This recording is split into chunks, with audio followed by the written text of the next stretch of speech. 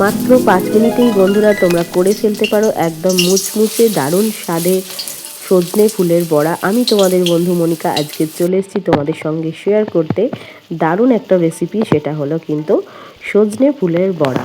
তো সঙ্গে থাকো, ভিডিওটা দেখতে থাকো, স্কিপ করলে কিন্তু অনেক কিছু মিস করে যাবে বন্ধুরা। মাত্র 5 মিনিট হাতে যদি তোমাদের সময় থাকে তাহলে কিন্তু এরকম দারুণভাবে তোমরা সজনে ফুলের বড়া তৈরি করে ফেলতে পারো। এই ফুলগুলো কিন্তু আমাদের গাছেরই বন্ধুরা, একদম সুন্দর করে ডাল ভেঙে আমরা সুন্দরভাবে বেছে ফেলেছি।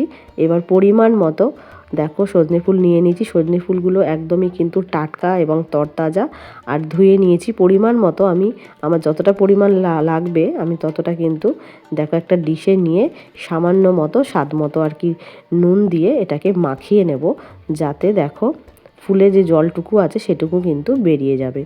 এবার দেখো আমি সুন্দরভাবে নুন মাখিয়ে নেওয়ার পর দেখো অতগুলো ফুল কতটা কমে গেল। এবার দিয়ে দেব দেখো কালো জিরে। তো কালো জিরে দিয়ে দিলাম। এখানে কিন্তু বন্ধুরা তোমরা কুচনো কাঁচা লঙ্কাও দিতে পারো, কিন্তু আমি এখানে দিলাম না, যেহেতু আমার বাড়ির বাচ্চারা খাবে, তাদের মুখে লঙ্কা পড়লে তারা আর ভয়ে বড়াগুলো খাবেই না। আর এই সিজনে কিন্তু সজনে ফুলের বড়া খুবই উপকারী স্বাস্থ্যের পক্ষে। আমাদের কম বেশি কিন্তু এই সময় প্রত্যেকের বাড়িতেই কিন্তু সজনে ফুল খাওয়া হয় বন্ধুরা।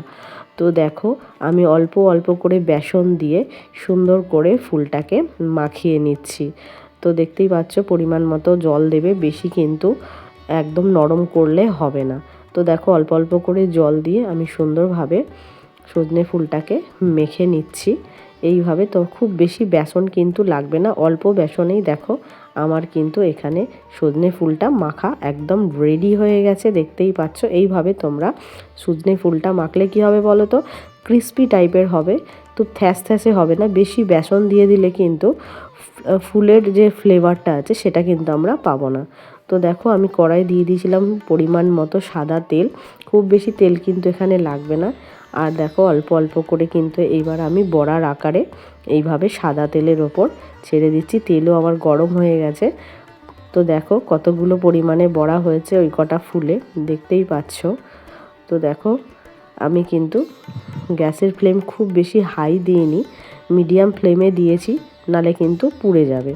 তো দেখতেই পাচ্ছ এক পিঠ হয়ে গেছে। এবার আমি ধীরে ধীরে বড়াগুলোকে উল্টে দিচ্ছি। এইভাবে বড়া করে একবার খেয়ে দেখো বন্ধুরা, তোমরা যারা ঝাল খেতে পছন্দ করো অবশ্যই কিন্তু এখানে কাঁচা লঙ্কা কুচি দিতে ভুলো না। এখানে কিন্তু আমি অ্যাড করিনি, যেহেতু আমার বাড়ির বাচ্চারা খাবে। তোমরা কিন্তু অবশ্যই মনে করে এখানে কাঁচা লঙ্কার কুচিটা দিয়ে দিও, তাহলে কিন্তু আরও সুন্দর স্বাদ হবে। তো দেখতেই পাচ্ছ প্রতিটা বড়া আমি একটা একটা করে উল্টে দিয়েছি। এক পিঠ হয়ে গেছে, আর এক পিঠটা উল্টে দিয়েছি। এবার দেখো ভাজা হচ্ছে।